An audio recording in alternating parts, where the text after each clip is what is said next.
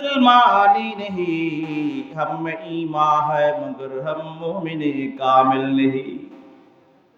আল্লাহ নবী বলেছেন কিয়ামতের পূর্বে এমন একটা সময় আসবে, সায়াতি আলা উম্মতি জামানুন লা ইয়াবকা মিনাল ইসলাম ইল্লা ইসমুহু ওয়া লা ইয়াবকা মিনাল কুরআন ইল্লা রুসমুহু মাসাজিদুহুম আমিরাতুন ওয়া হিয়া খারাবুন আনিল হুদা।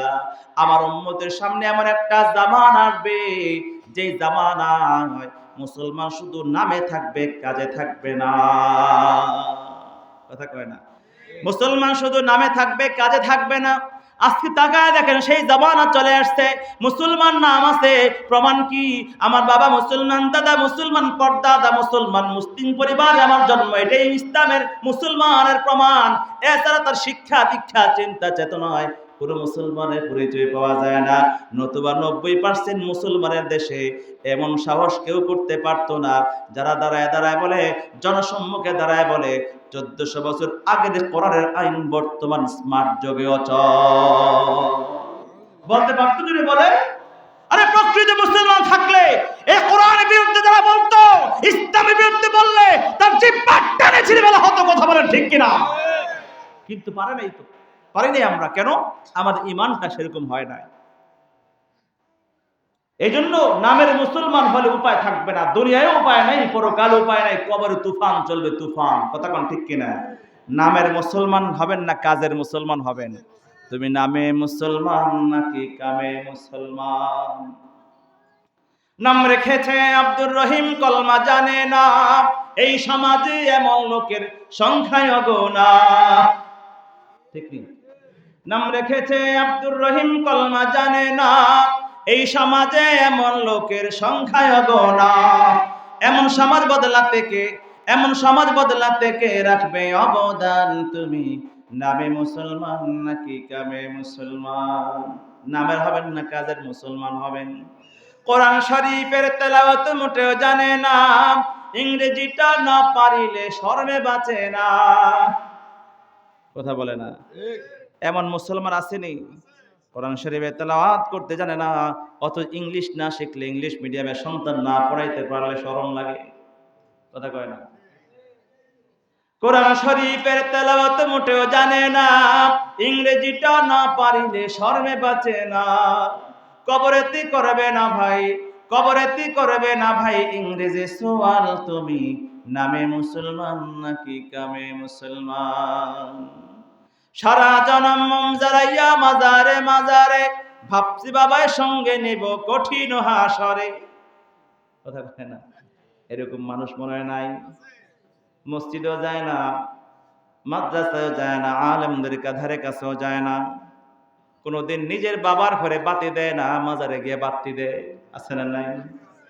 আচ্ছা, আমার বুঝে আসে না, কবরের উপরে বাতি জ্বালাইলে ভিতরে বলার কি লাভ? কবরের উপরে আলো ভিতরে যায় নাকি? কথা কয় না? যদি বাবার মোহাব্বত থাকে, মুর্শিদের মোহাব্বতে তোমার থাকে, ভালোবাসায় থাকে, কবর খনন করে তার ভিতরে গিয়ে বাচ্চা দিয়ে আসো না। ওখানে যায় না, ডরে ডরে। কেন? কবরের ভিতরে গেলে যাবার ধরে, এই ডরে যায় না। সারা জিন্দেগি ভর মাজারে কবরে বাতি জ্বালায় লাভ আছে? বাবার পিছনে ঘুরে লাভ আছে?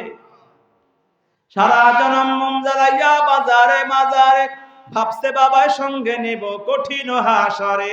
বাবা নিজে পাইব না ঠাই, বাবা নিজে পাইব না ঠাই, কেমনে দিব টান? তুমি নামে মুসলমান নাকি কামে মুসলমান?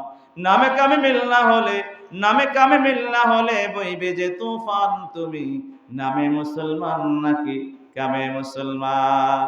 নামের হবেন না কাজের হবেন?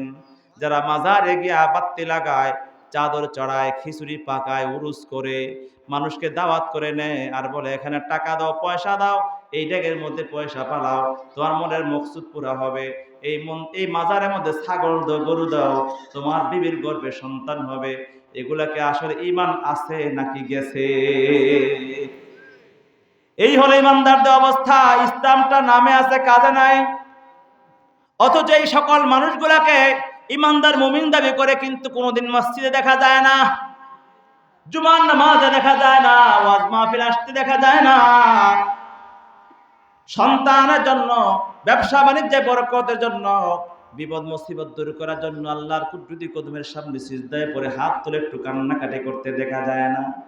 নিজের বিবির গর্ভে সন্তান হয় না বলে যারা মাজারে গিয়ে মান্নত করো, হে মুসলমান শোনো, ঈমানটা তোমার থাকবে না, মুশরিক হয়ে যাইবা। কারণ আল্লাহ পাক রব্বুল আলামিন স্পষ্ট করে বলে দিয়েছেন, আল্লাহ পাক রব্বুল আলামিন বলেন, আমি যাকে চাই তাকে কন্যা সন্তান দান করি, আর যাকে চাই আমি পুত্র সন্তান দান করি। ইয়াহাবু লিমান ইয়াশাউ ইনাতান ওয়া ইয়াহাবু লিমান ইয়াশাউ যুকুরা আও ইউযাওয়িজুহুম যুকরানা ওয়া ইনাতা ওয়া ইয়াজআলু মান ইয়াশাউ আকীমা। রব্বুল আলামিন বলেন, আমি যাকে চাই আমি তাকে কন্যা সন্তান দান করি, যাকে চাই আমি পুত্র সন্তান দান করি, আর যাকে চাই কন্যা পুত্র বয় সন্তান দান করি। যাকে চাই আমি কিছুই দেই না, সবকিছু দেয়ার মালিক কে? জোরে বলেন না। তাই আর কোনদিন মাজারে গিয়া সন্তান চাইবেন নাকি? মুর্শিদের কাছে গিয়ে সন্তান চাইবেন নাকি? আল্লাহ পাক রব্বুল আলামিনকে ডাক দেন, আল্লাহ আমার সন্তান দরকার, সন্তান দাও। আমার অভাব দূর করা দরকার, অভাব দূর করে দাও। আমার বিপদ মুসিবত থেকে মুক্তি দরকার, মুক্তি দিয়া দাও। আল্লাহর কাছে চায় না, মুর্শিদের কাছে গিয়া চায়, মাজারে গিয়া চায়। এমন যদি কেউ বিশ্বাস করে আমার মুর্শিদ, আমার বাবা, আমার পীর, আমার মাজার আমাকে দিতে পারে, তাহলে ঈমানটা আছে নাকি গেছে? জোরে বলেন না। তাহলে এমন ইমানদার হয়ে কবরে গেলে উপায় থাকবে না। ও মুসলমান বন্ধুরা আমার, এই জন্য সন্তানের দিকে লক্ষ্য করেন, নিজের দিকে লক্ষ্য করেন, ইমানকে সুন্দর করেন। নামের মুসলমান হলে হবে না, নিজে ইমানদার হন, মুসলমান হন, সন্তানগুলো ইমানদার মুসলমান বানান। এই সন্তানগুলো যখন ধীরে ধীরে বড় হবে, এই সন্তানটাকে দ্বীন শিক্ষা দেন, কোরআন শিক্ষা দেন, সন্তানটাকে মাদ্রাসায় ভর্তি করায় দেন। এই যে অনুপম্পর মাদ্রাসার মতো যে মাদ্রাসাগুলো আছে, এই সন্তানগুলোকে এখানে দিয়ে সন্তানটাকে ইমানদার বানান, সন্তানটাকে নামাজি বানান, সন্তানটাকে মুত্তাকি বানান, সন্তানটাকে দেশপ্রেমিক বানাক, মানুষের মতো মানুষ বানান।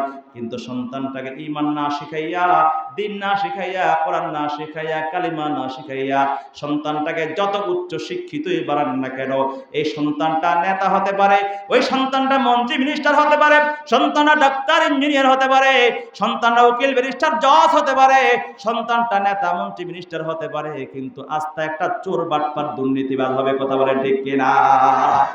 যদি সন্তানের ভিতরে দ্বীন না থাকে, কোরআন না থাকে, ইসলাম না থাকে, ওই সন্তান যদি কোন রাষ্ট্রের প্রধানমন্ত্রী হয়ে যায়, অথবা কোন এলাকার এমপি, মন্ত্রী, মিনিস্টার, চেয়ারম্যান হয়ে যায়, তার কাছে জনগণের জানমাল কোনোদিন নিরাপদ নয়। কথা কোন ঠিক কিনা? যার কাছে ইসলাম নিরাপদ না, যার কাছে কোরআন নিরাপদ না, তার কাছে কোনোদিন দেশ ও দেশের মানুষের সম্পদ নিরাপদ হতে পারে না। এই জন্য আমরা দীর্ঘদিন পর্যন্ত দেখেছি আমাদের দেশের টাকা পয়সাগুলো হাজার হাজার কোটি টাকা পাচার করেছে যারা, কোনোদিন মাদ্রাসার বারান্দাও তারা যায় না। কথা কোন ঠিক কিনা?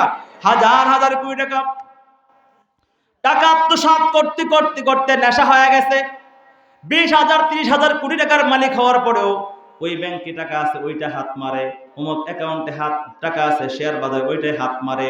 টাকা খাইতে খাইতে বুড়া হয়ে গেছে, দরবেশ হয়ে গেছে, কিন্তু মানুষের টাকা বেড়ে খাওয়া কোনোদিন অভ্যাসটা যায় নাই। কথা কোন ঠিক কিনা? লাভটা কি হবে? যে টাকা পয়সা, এত টাকা পয়সা আত্মসাৎ করার পরেও গরুর গাড়ি দিয়ে পালাইতে হয়, পালায় জঙ্গলার মধ্যে থাকতে হয়, কলা পাতার বিছানা বিছায়া মানুষের জঙ্গলার মধ্যে হিংস্র জানোয়ারের সঙ্গে থাকতে হয়। কথা কোন ঠিক কিনা? এমন টাকা পয়সা কামায় লাভ কি হবে? কিন্তু সন্তানটা যদি আপনি কোরআন শিক্ষা দেন, ঈমান শিক্ষা দেন, দ্বীন শিক্ষা দেন, হাফেজ বানান, আলেম বানান, এমন একটা সন্তান যখন রাষ্ট্রনায়ক হয়ে যাবে, এমন একটা সন্তান যখন সমাজপতি হয়ে যাবে, ওই সমাজে সুখের, শান্তির, সমৃদ্ধির সমাজ কায়েম হবে, জনগণের জানমাল ইজ্জতের হেফাজত হবে, দেশের স্বাধীনতার হেফাজত হবে, দেশের মাটির সম্পদের হেফাজত হবে, ঈমান, আমল, কোরআনের হেফাজত হবে। যদি বলেন ঠিক কিনা? খলিফাতুল মুসলিমিন হযরত ওমর রাদিয়াল্লাহু আনহু একজন দিনদার মুত্তাকি সমাজ ব্যবস্থার সমাজ নায়ক হলে, রাষ্ট্রনায়ক হলে কি ফায়দা? খলিফাতুল মুসলিমিন হযরত ওমর রাদিয়াল্লাহু আনহু একদিন এক সাহাবীকে ডাকলেন, যার নাম হলো সাঈদ বিন আমির আল জুমাহি রাদিয়াল্লাহু আনহু। সাঈদ বিন আমির আল জুমাহি রাদিয়াল্লাহু আনহুকে ডেকে বলে, সাঈদ, আমি আপনাকে একটা দায়িত্ব দিতে চাই। বলে, কি দায়িত্ব? সিরিয়া মাত্র কয়েকদিন আগে দীর্ঘ 30 বছর পর্যন্ত যে স্বৈর শাসন সিরিয়ার পবিত্র জমিনকে কলঙ্কিত করেছে, আল্লাহর মর্দে মুজাহিদদের হাতে তার পরাজয় হয়েছে। আলহামদুলিল্লাহ। ইমাম মাহদী আলাইহিস সালাম যে সিরিয়ায় আগমন করবেন, যেখানে ইসলামের বিজয় পতাকা উড্ডীন হবে, শুরু হবে, সেই সিরিয়া এখন মুসলমানদের হাতে ইনশাআল্লাহ। মুসলমানদের বিজয় শুরু হয়েছে। তারপর থেকে সিরিয়া, লেবানন, ফিলিস্তিন, Jordan, Myanmar, Kashmir, Chechnya, Bosnia, এমনকি ইন্ডিয়া পর্যন্ত, আমেরিকার হোয়াইট হাউসে পর্যন্ত কালিমার পতাকা পাত করবে ইনশাআল্লাহ। সাঈদ বিন আবু জুমাহি রাদিয়াল্লাহু আনহুকে বলে, সাঈদ, আমি তোমাকে সিরিয়ার একটা শহর, যেই শহরের নাম হচ্ছে হিমস শহর। হিমস শহর হলো সিরিয়ার মধ্যে সবচেয়ে বাণিজ্যিক এলাকা, পয়সাওয়ালা এলাকা। ওই হিম শহরের গভর্নর তোমাকে বানাতে চায়। সাঈদ বিন আবু জুমাহি বললেন, আমার দ্বারা সম্ভব নয়, আমি পারবো না। কারণ সাহাবায়ে কেরাম দায়িত্ব থেকে পালায় দিতেন, দায়িত্ব নিতে চাইতেন না, পদ পদবি নিতে চাইতেন না। আর আমরা কোটি কোটি টাকা খরচ করে, জায়গা জমি ভিটে বাড়ি সব বিক্রি করে আমরা পদ খুঁজি। কারণ আমি 1 কোটি টাকা ইনভেস্ট করে যদি পদটা পাইতে পারি, 5 কোটি টাকা কামাইবো 5 বছরে। কথা কন ঠিক কিনা? এই 5 কোটি টাকা কামাইবো কার টাকা? বেতন। সাঈদ বিন আবু জুমাহি রাদিয়াল্লাহু আনহু বলে, খলিফাতুল মুসলিমিন, আমার দ্বারা দায়িত্ব নেওয়া সম্ভব নয়। অথচ সাঈদ বিন আবু জুমাহি রাদিয়াল্লাহু আনহুর জন্য এই পোস্টিংটা ছিল একটা গোল্ডেন পোস্ট। কিছুদিন পূর্বে আমরা দেখেছি আমাদের দেশে স্বৈর শাসকের যখন পতন হলো, তখন অদলা-বদলি শুরু হয়েছে, ট্রান্সফার শুরু হয়েছে। কথা কন ঠিক কিনা? সবাই চায় দীর্ঘদিন পর্যন্ত গ্রামে গঞ্জে ছিলাম, শহরে যেন পোস্টিংটা হয়, কারণ শহরে পোস্টিংটা হলে ইনকামটা একটু ভালো। কথা কয় না? গোল্ডেন পোস্ট ছিল সিরিয়ার মতো জায়গায়। তৎকালীন যুগে শাম ছিল ব্যবসায়ী মূল কেন্দ্র, আর ওই শহরে সবচেয়ে বাণিজ্যিক এলাকা ছিল হিমস। খলিফাতুল মুসলিমিন হযরত ওমর বলে, হে সাঈদ, তোমাদের কি হলো? আমাকে তোমরা খলিফাতুল মুসলিমিন বানাইয়া সবাই যদি দূরে দূরে থাকো, রাষ্ট্র কেমন করে চালাবো? আমার কিভাবে রাষ্ট্র চালাবো? বাধ্য করলেন, হে সাঈদ, তোমাকে সেই গভর্নরের দায়িত্ব তোমাকে নিতেই হবে। দায়িত্ব নিতে বাধ্য হলেন। হিম শহরের গভর্নর হয়ে যখন রওনা হলেন, খলিফাতুল মুসলিমিন বললেন, হে সাঈদ বিন আমের, তুমি যেহেতু রাষ্ট্রের গভর্নর, আমি তোমার জন্য বাইতুল মাল থেকে একটা ভাতা নির্ধারণ করে দেই। রাষ্ট্রীয় কাজে ব্যস্ত থাকার কারণে তুমি তো ইনকাম করতে পারবা না, এই ভাতা দিয়ে তোমার সংসার চালাইবা। সাঈদ বিন আমের জুমাহি রাদিয়াল্লাহু আনহু বললেন, হে খলিফাতুল মুসলিমিন, না না না, রাষ্ট্রের বাইতুল মাল থেকে, অর্থ মন্ত্রণালয় থেকে আমার কোনো বেতনের প্রয়োজন নাই। আমি একজন যুবক মানুষ, কর্মসক্ষম, আমি আমার নিজের প্রয়োজন নিজে কাজ করে কর্ম করে আমি পুরো করতে পারবো। এমন নেতা তো আমাদের ঘরে ঘরে আছে। কথা কয় না? আমাদের নেতাদের কত টাকা বেতন তারা নিজেরাই তো জানে না। এই বেতন দিয়ে তো কিছুই হয় না, সব আলগা কামাই। কথা কয় না? রাগ করতেছেন আপনারা? সাঈদ বিন আবু জুমাহি রাদিয়াল্লাহু আনহু দায়িত্ব নিয়ে চলে গেলেন হিম শহরে।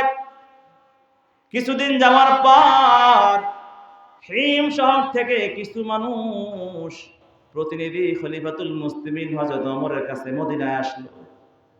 আলাপচারে তারপরে এক পর্যায়ে খলিফাতুল মুসলিমিন হযরত ওমর বলে, হে হিম শহরের লোকেরা, তোমাদের শহরে কি হাল হাকিকত? দরিদ্র মানুষের কি অবস্থা? গরিবদের কি অবস্থা? গরিব মানুষের একটা তালিকা আমার কাছে দাও, আমি তাদের জন্য কিছু অনুদান পাঠাবো। ওই সময় বাইতুল মাল অবস্থা একটু উন্নত ছিল, মুসলমানদের চতুর্দিকে জয় জয়কার ছিল। বাইতুল মাল থেকে কিছু অনুদান দেওয়ার জন্য তালিকা কামনা করলেন খলিফাতুল মুসলিমিন হযরত ওমর।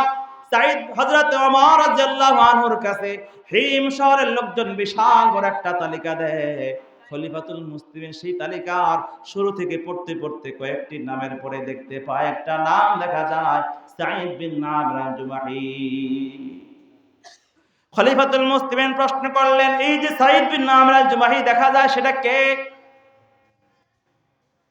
লোকজন বলল, আমিরুল মুমিনিন, তিনি হলেন আমাদের হিম শহরের গভর্নর, আমাদের নেতা, আমাদের আমির সাঈদ বিন আবু জুমাহি। আল্লাহু আকবার জোরে বলেন।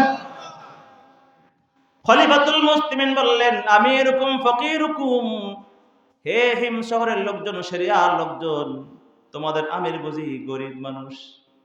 সিরিয়ার লোকজন বললে, খলিফাতুল মুসলিমিন, না না, আমাদের আমির গরিব নয়, আমিরুনা আফকরুনা, আমাদের আমির আমাদের শহরের মধ্যে সবচেয়ে বেশি গরিব। সুবহানাল্লাহ বললেন না? এমন নেতা বুঝে আমাদের প্রতি জেলায় জেলায় থানায় থানায় আছে, নেতা হইয়া জনগণের মধ্যে সবচেয়ে গরিব মানুষ। কথা কয় না? নেতাগিরি করতে করতে, জনগণের সেবা করতে করতে সব শেষ করে দিছে। এমন নেতা মনে হয় আমাদের দেশে বহু আছে। রাসূলের যুগে ছিল এমন নেতা, হযরত ওমর ইবনে খাত্তাব, হযরতে উসমান বিন নুরাইন রাদিয়াল্লাহু আনহু, উসমান গনি বলা হতো, ধনী উসমান। কাফের থাকা অবস্থায় হযরত উসমান ধনী, ইসলাম গ্রহণ করার পর উসমান ধনী, ইসলাম গ্রহণ করার পর উসমান ধনী।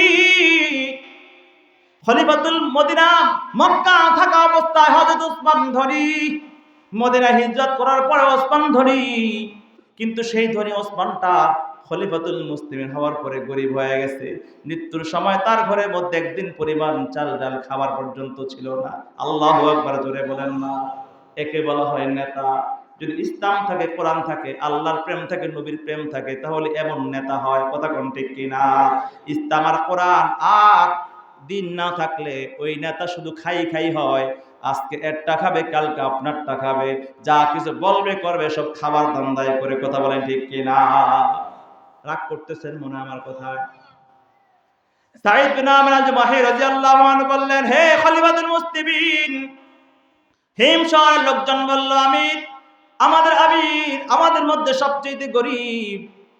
খলিফাতুল মুসলিমিন এই কথা শোনার পর মনটা বড় খারাপ, চেহারা মলিন হয়ে গেল, মনটা খারাপ হয়ে গেল, কিন্তু চেহারা কিন্তু উজ্জ্বল হয়ে গেছে আনন্দে। কারণ আমি আমার সাঈদকে যেমন চেয়েছিলাম তেমনই পেয়েছি। নেতা হওয়ার পরে যদি কোনো মানুষ গরিব হয়ে যায় তাহলে বুঝতে হবে নেতা বড় সৎ। নেতা হওয়ার পরে যদি রাতারাতি আঙ্গুল ফুলে কলা গাছ হয়ে যায়, নেতার শালার বউয়ের ঘরে যদি কোটি কোটি টাকা পাওয়া যায়, নেতার শালার বউয়ের ভাইয়ের অ্যাকাউন্টে যদি কোটি কোটি টাকা পাওয়া যায়, তাহলে বুঝতে হবে নেতা বড় ২ নম্বর। ঠিক কি না বলেন? খলিফাতুল মুসলিমিন খুশি হয় সাঈদ বিন আমর আল-জুমাহি রাদিয়াল্লাহু আনহুর জন্য ১,০০০ স্বর্ণ মুদ্রা, ১,০০০ টাকার একটা থলি আর একটা চিঠি দিলেন। প্রতিনিধিদের কাছে গিয়ে বললেন, আমার সাঈদ বিন আমিরের কাছে আমার পক্ষ থেকে হাদিয়া দিবা আর এই চিঠি দিবা। সিরিয়া যাওয়ার পরে সাঈদ বিন আমিরের ঘরে গেল, দরজায় গিয়ে সালাম দেয়, খলিফাতুল, হে আমির, মদিনা থেকে এসেছি। সাঈদ বিন আমর দরওয়াজা খুললেন, খলিফাতুল মুসলিমিনের পক্ষ থেকে একটা চিঠি দিলেন আর একটা চামড়ার ব্যাগ দিলেন। সাঈদ বিন আমর আল-জুমাহি রাদিয়াল্লাহু আনহু আমিরুল মুমিনিন হযরত ওমরের চিঠিটা পড়লেন আর থলে খুলে দেখলেন ওই থলের ভিতরে, ব্যাগের ভিতরে ১,০০০ টাকা। টাকাগুলা দেখার সঙ্গে সঙ্গে তিনি উচ্চারণ করলেন, ইন্না লিল্লাহ। মানুষ যখন কোনো দুঃসংবাদ শুনতে পায় তখন ইন্না লিল্লাহ পড়ে। স্বামী যখন ইন্না লিল্লাহ পড়লেন, ভিতর থেকে বিবি এই ইন্না লিল্লাহ শব্দের আওয়াজ পায়। দৌড়ে এসে বলে, স্বামী, হে সাঈদ, কি ব্যাপার, কি দুঃসংবাদ আসছে? তিনি শুনেছিলেন মদিনা থেকে প্রতিনিধি আসছে, দুধ আসছে। বিবি জিজ্ঞাসা করে, হে সাঈদ বিন আমের, কুতিলা আমার, হযরত ওমর কি নিহত হয়েছে নাকি? বলে, না। কোন মুসলিম সৈন্যবাহিনী যুদ্ধের ময়দানে পরাজিত হয়েছে নাকি? বলে, না। বলে, কেন আপনি ইন্না লিল্লাহ পড়লেন? কোন দুঃসংবাদ শুনে? সাঈদ বিন আমর আল-জুমাহি রাদিয়াল্লাহু আনহু বললেন, বিবিরে, উদখিলাত আলাইয়া দুনিয়া লিহালাকিল আখিরা, আমার ঘরে দুনিয়া ঢুকায়া দেয়া হয়েছে আমার পরকালকে নষ্ট করার জন্য। আল্লাহু আকবার, জোরে বলেন না? বলে, আমার ঘরে দুনিয়া ঢুকায় দেওয়া হয়েছে, আমার ঘরে সম্পদ ঢুকায় দেওয়া হয়েছে, দুনিয়ার টাকা পয়সা ধন দৌলত ঢুকায় দেওয়া হয়েছে পরকালকে নষ্ট করার জন্য। কেন এই কথা বললেন? যেই বান্দার করে দুনিয়ার প্রাচুর্যতা বৃদ্ধি হয়, কোন মানুষের ঘরে যখন দুনিয়া বাড়তে থাকে, সম্পদ বাড়তে থাকে, দিন ধীরে ধীরে বের হতে থাকে। কথা কোন ঠিক কিনা? যখন টাকা নাই তখন জন্মদিন অনুষ্ঠান নাই, যখন টাকা নাই বিয়ের মধ্যে গায়ে হলুদের অনুষ্ঠান নাই, যখন টাকা নাই তখন ডান্স পার্টি নাই, যখন টাকা নাই তখন পার্টি নাই, মাদক নাই, নেশা নাই। যখন টাকা আসে ধীরে ধীরে সব কিছু ঢুকতে থাকে। কথা কোন ঠিক কিনা? আর যাদের কাছে দুনিয়া বাড়তে থাকে পরকাল কমতে থাকে, আর যাদের পরকাল বাড়তে থাকে দুনিয়া কমতে থাকে, আল্লাহ পাক দুনিয়া দিলেও তাদেরকে আল্লাহ বরকত দেন, এমন বরকত যেই দুনিয়ার সম্পদ দেশে অন্যায় করে না, নেকের কাজ করে। আল্লাহ পাক রব্বুল আলামিন কোরআনে কারিমে বলেছেন, মান কানা ইউরিদু হারসাল আখিরাতি নাজিদ লাহু ফি হারতিহি, যারা পরকালের ফসল চায় আমি তাদের পরকালের ফসলের মধ্যে উন্নতি দান করি, বরকত দান করি, বাড়ায়া দেই। ওমান কানা ইউরিদু হারসাদ দুনিয়া নুতিহি মিনহা ওয়া মা লাহু ফিল আখিরাতি মিন নসিব, আর যারা দুনিয়া চায় দুনিয়ার সামান্য কিঞ্চিত সম্পদ দিয়ে দিলেও পরকালে তাদের জন্য কোনো অংশ নাই। নাউজুবিল্লাহ, জোরে বলেন না। দুনিয়া বাড়লে পরকাল কমে যায়, পরকাল বাড়লে দুনিয়া কমে যায়। দুনিয়া এবং পরকাল একসাথে খুব কম মানুষেরই হয়, আর হইলেও দিনের উপর অটল অবিচল থাকা, আমলের উপর অটল থাকা সম্ভব হয় না। সাঈদ বিন আমর আল-জুমাহি রাদিয়াল্লাহু আনহু বললেন, আমার ঘরে দুনিয়া ঢুকায় দেওয়া হয়েছে আমার পরকালকে নষ্ট করার জন্য। যেমন স্বামী তেমন বিবি। বলে, স্বামী গো, টেনশনের কোনো কারণ নাই, চিন্তার কোনো কারণ নাই, আপনি টাকাগুলো আমার কাছে দেন, এক মুহূর্তের মধ্যে, একদিনের মধ্যে আমি সব টাকাগুলো সিরিয়ার গরিব দুঃখী মানুষের মধ্যে বন্টন করে শেষ করে দিব। সুবহানাল্লাহ কয় না? এত দরিদ্র অবস্থায় সবচেয়ে গরিব হওয়ার পরে, সম্পদ পাওয়ার পরে, এই সম্পদ গ্রহণ করার পরিবর্তে গরিবতাকে পছন্দ করে নিয়েছেন, এই টাকাগুলো গরিব দুঃখীর মধ্যে বন্টন করে দিলেন, এতিমদের মধ্যে বন্টন করে দিলেন। এই সংবাদ পৌঁছে গেছে খলিফাতুল মুসলিমিনের কাছে। সুবহানাল্লাহ বলে, খলিফাতুল মুসলিমিন আনন্দে অতিশয্যে আরো 1000 টাকা আর স্বর্ণ মুদ্রা খলিফাতুল মুসলিমিনের পক্ষ থেকে সাঈদ বিন আমরের কাছে পাঠায়া দেওয়া হয়। ওই টাকাগুলো যখন পাঠায়া দেওয়া হয়, সাঈদ বিন আমর আল-জুমাহি রাদিয়াল্লাহু আনহু খলিফাতুল মুসলিমিনের কাছে যখন এই সংবাদ পৌঁছে গেল, খলিফাতুল মুসলিমিন আনন্দিত হয়ে গেলেন, উৎসাহে উদ্দীপনায় খলিফাতুল মুসলিমিন মনে মনে কামনা করলেন, আমার সাঈদকে আমি এক নজর দেখতে চাই। যেই সাহাবী এত দরিদ্র হওয়ার পরেও দুনিয়ার কোনো মোহ নাই, লোভ নাই, সে এই দুনিয়া পাওয়ার পরও এগুলোকে দ্বীনের জন্য রক্ষা করে দিয়েছে। ওই সাঈদ বিন আমেরকে আমি এক নজর দেখতে চাই, তার বিরহ আমার আর সয় না। এই জন্য কাফেলা নিয়ে সিরিয়ার দিকে রওনা হয়েছে আমিরুল মুমিনিন হযরত ওমর। সিরিয়ার মানুষ শুনতে পারলেন হযরত ওমর ইবনে খাত্তাব আসতেছেন। চতুর্দিক থেকে লোকজন একত্রিত হয় আমিরুল মুমিনিন হযরত ওমরকে ইস্তিকবাল করার জন্য। শহরের কাছাকাছি আসার পর খলিফাতুল মুসলিমিনকে ইস্তিকবাল করে সবাই শহরে নিয়ে যায়। হাজার হাজার মানুষ যখন একত্রিত হয়েছে, খলিফাতুল মুসলিমিন তো সাঈদ বিন আমেরের প্রশংসা শুনে আসছেন, আর মুহাব্বতের মানুষের প্রেমিকের প্রশংসা শুনতে কার ভালো না লাগে।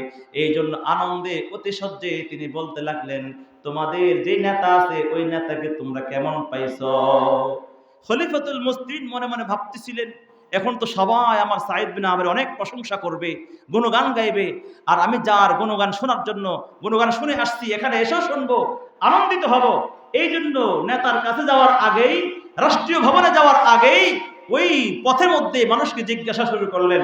কিন্তু জিজ্ঞাসা করার পরে এমন এক দৃশ্য শুরু হলো, এমন এক অবস্থা হলো, তিনি অবাক হয়ে বললেন। সবাই একের পরে এক বলতে লাগলো, খলিফাতুল মুসলিমিন কি নেতা পাঠাইছেন, তার এই দোষ, আরেকজনে কয় এই দোষ, আরেকজনে কয় সেই দোষ। সুবহানাল্লাহ কয় না? এমন নেতা তো আমাদের ঘরে ঘরে আছে, যে নেতার বিরুদ্ধে নেতার সামনে গিয়া প্রধানমন্ত্রীর কাছে বিচার দেওয়া যায়, প্রধানমন্ত্রী আমাদের থানার এমপি এই করছে। যদি কোনো ব্যক্তি মুখে উচ্চারণ করতে হয় না, মনে কল্পনাও যদি করে, পরের দিন গুম হয়ে যায়, 10 বছর পরে আয়না ঘরে পাওয়া যায়। কথা বলেন ঠিক কিনা? মুসলমান বন্ধুরা আমার, একজন, দুইজন, তিনজন, চারজন দাঁড়ায় দাঁড়ায় খলিফাতুল মুসলিমিনের কাছে অভিযোগ করলো, হে খলিফাতুল মুসলিমিন, আমাদের নেতার এই অবস্থা, এই দোষ। বলে, কি দোষ? একজন দাঁড়ায় বলে, আমাদের নেতা প্রত্যেক দিন, প্রায় দিন, মাঝে মধ্যে প্রায় দিন আমাদের নেতা সকাল বেলায় অফিসে আসার ক্ষেত্রে একটু দেরি করে আসে।